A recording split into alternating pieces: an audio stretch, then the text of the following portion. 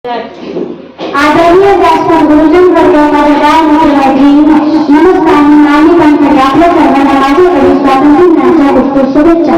आजचा दिवस म्हणजे 15 ऑगस्ट 1947 रोजी एक सोनेरी पहाट झाली आणि आपला भारत देश इंग्रजांच्या गुलामीतून मुक्त झाला. सुमारे 150 वर्ष स्वातंत्र्य असणारा आपला हा देश आज इंग्रजांच्या गुलामीतून मुक्त झाला.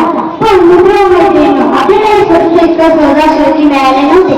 आपल्या देशाला स्वतंत्र मिळवून देण्यासाठी अनेक स्वतंत्र सैनिकांनी आपल्या प्राणाचे बलिदान दिले.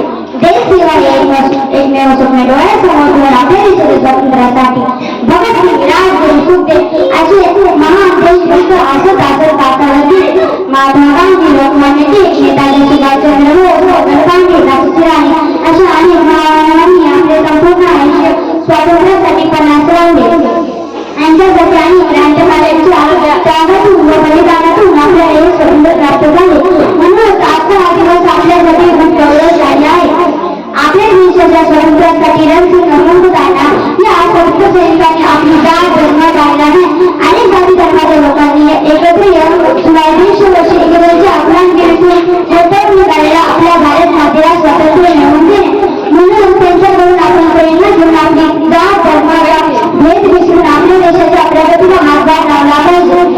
म्हणतात ना, अनेक कामे एक देश निशान है, अनेक कामे एक देश निशान है, इसके सारे जग में मेरा भारत देश महान है, इसके सारे जग में मेरा भारत देश महान है.